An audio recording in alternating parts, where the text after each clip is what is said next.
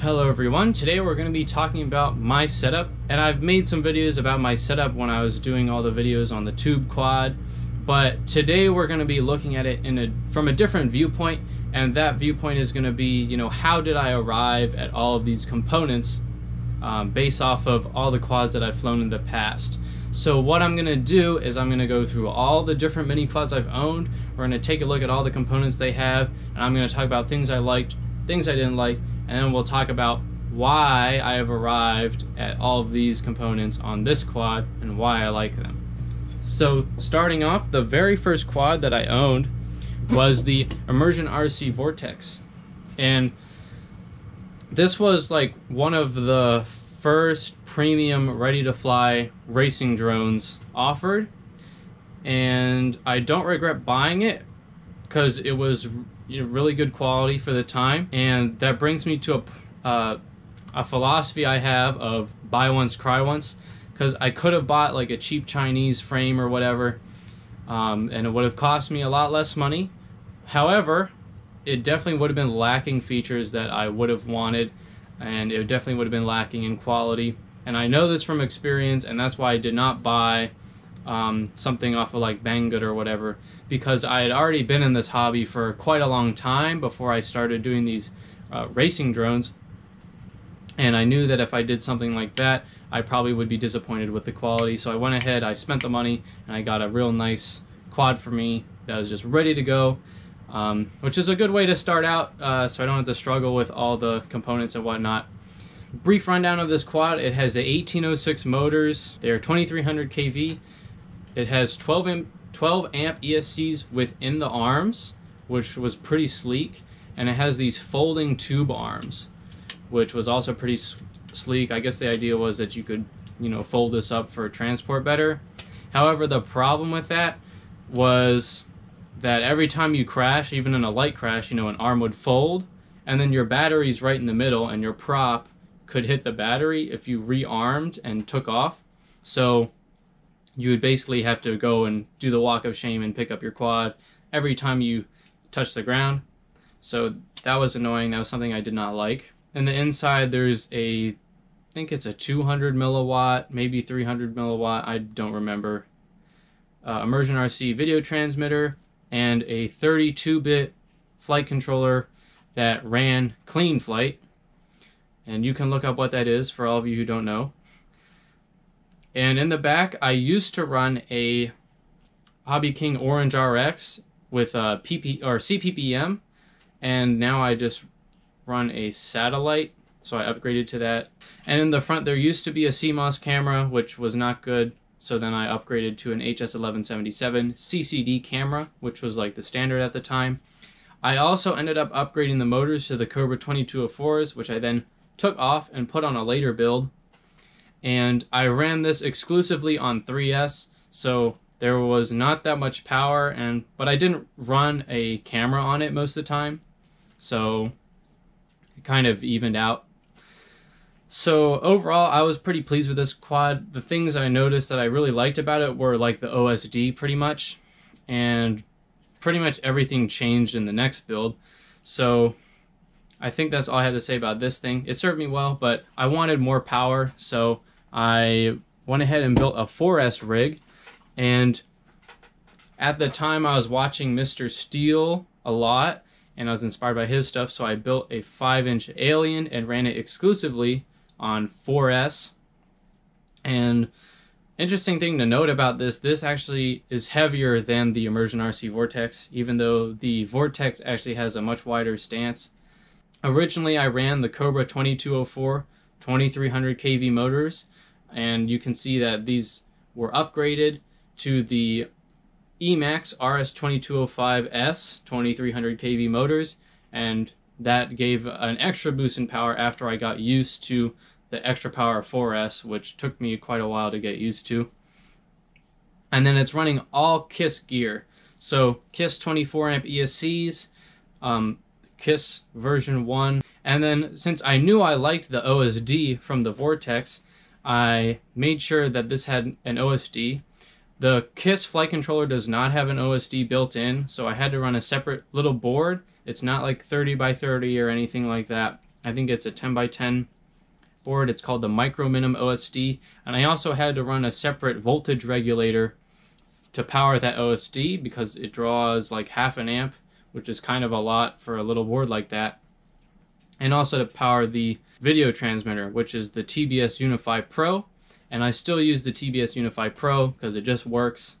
Up front we have the HS1177, and I knew I liked that because I had upgraded to it on the Vortex. It worked great, and it has the wider field of view GoPro lens.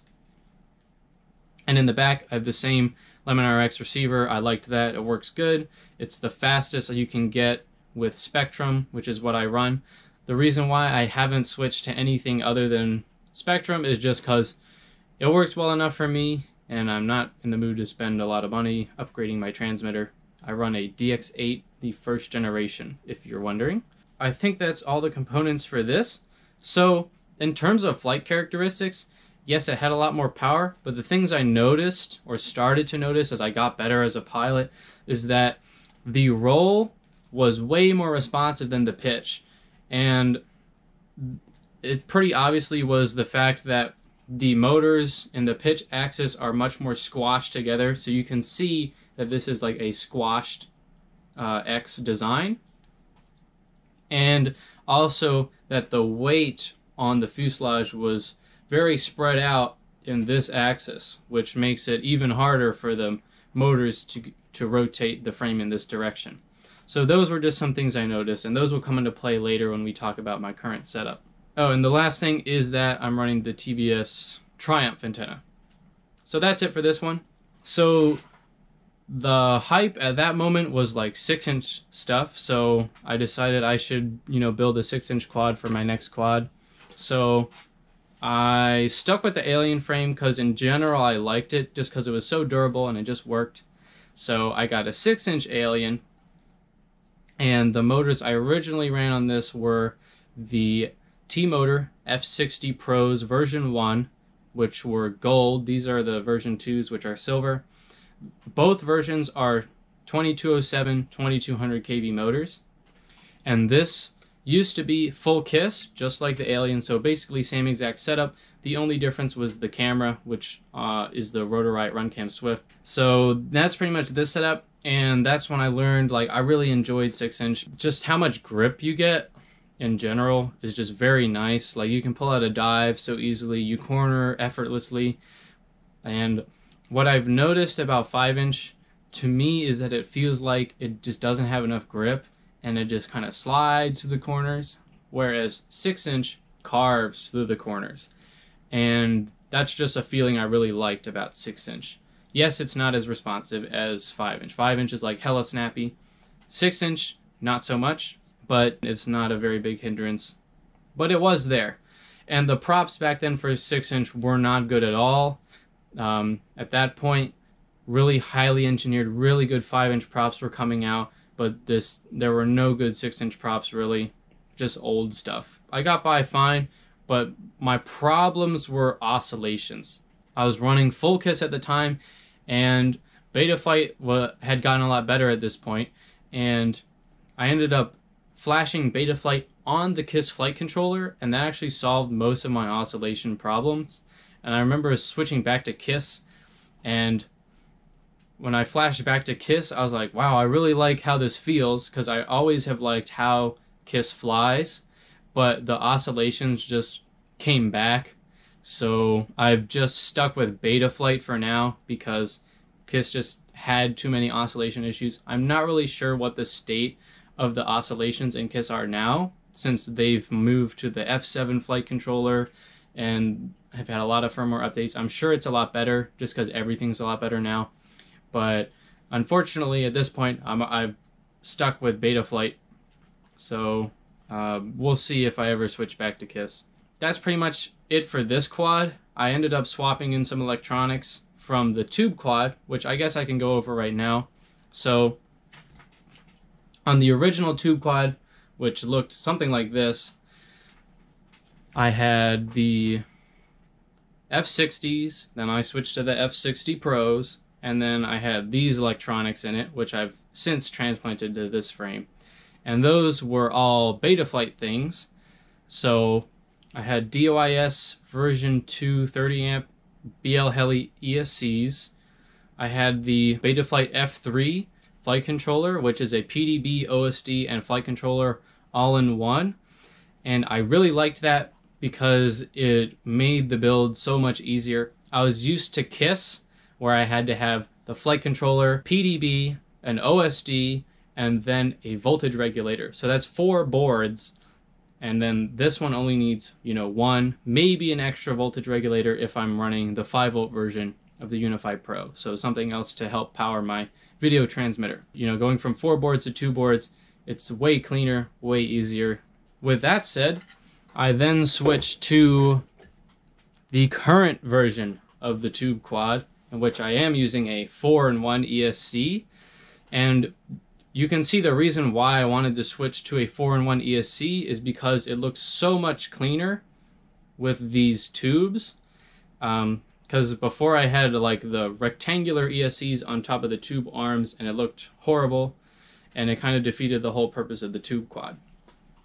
So the whole purpose of the Tube Quad was, first of all, I wanted to build my own frame because to me there was nothing out there that met precisely what I wanted. And that is really a common theme in mini quads.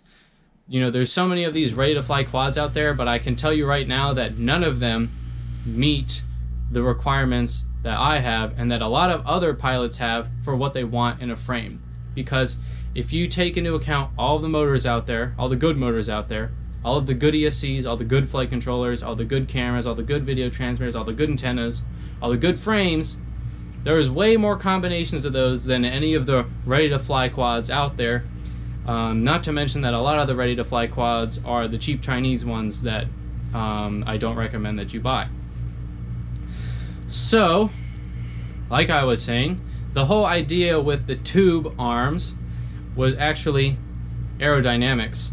And the coefficient of drag of a circular profile moving through the air is almost half of what a square profile moving through the air is. And to me, that's very significant.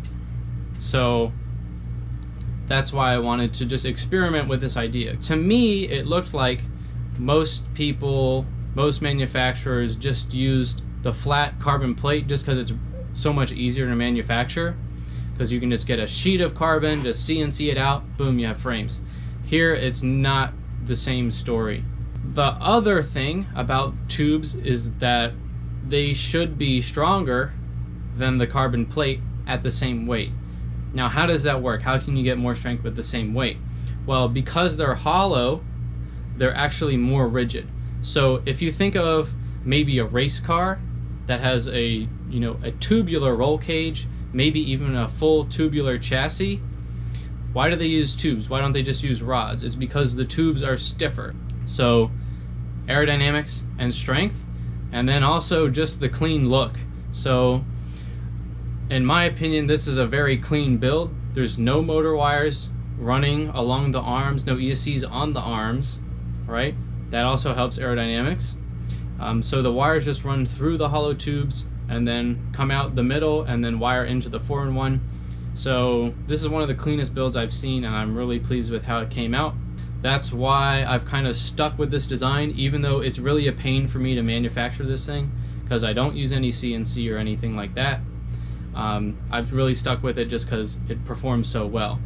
The other things I did with this frame are the battery actually goes on sideways, and it's a very short fuselage, because if you remember, I was saying how, the aliens didn't have very good pitch response. So I really wanted to improve that, and it ended up improving pitch and yaw response because the CG is so tight, and you can see that there is no squash X here. It is a true X, and there are gaps in between all of the props.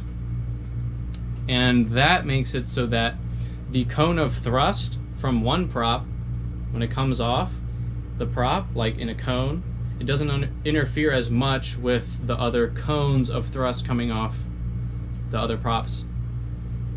And that just makes the quad fly kind of cleaner because each prop gets cleaner air. You can kind of think of it that way. So those are the main features of the frame itself. Now let's talk about the components.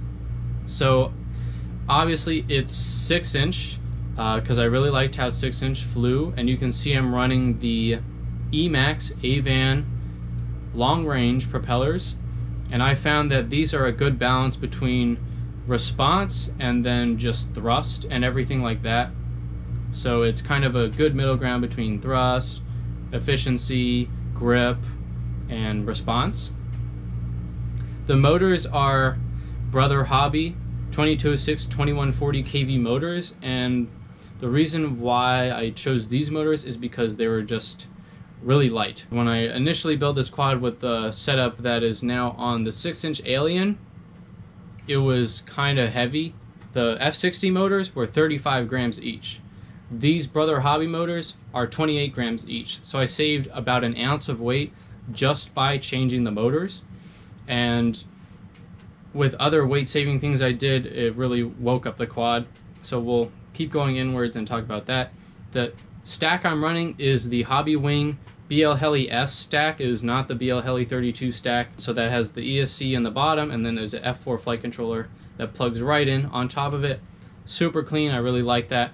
In the future, I'll use probably the Hobbywing stack again, but I'll probably upgrade to the 32-bit one since it's just the most updated version. In the front, I used to have a Runcam Swift just like I had in the 6-inch Alien, but to save weight once again, I switched to a micro camera, which performs like exactly the same, but is just a lot lighter, about 10 grams lighter, I think. And in the back, we're still running the TBS Unify Pro and the LemonRX satellite, and I ended up switching to a diversity satellite at one point, and I used to be running the TBS Triumph just like on all my other quads, but I switched to this Lumenier dum-dum looking antenna just because it was, once again, a lot lighter.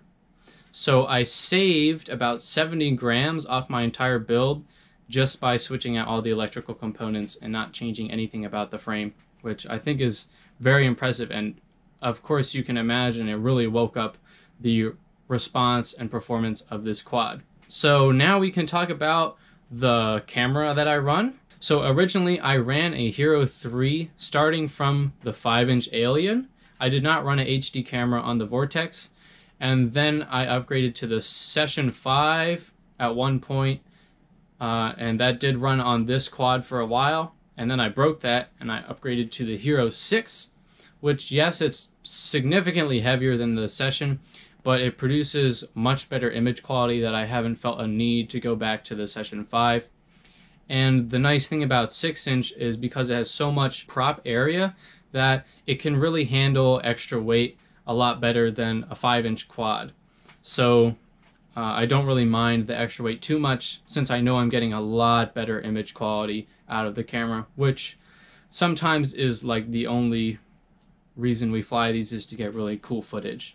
Okay, so let's talk about batteries, because recently there's been a lot of hype around 6S batteries because they have more power and supposedly are more efficient, but that last part is still kind of up in the air. I am still running 4S batteries.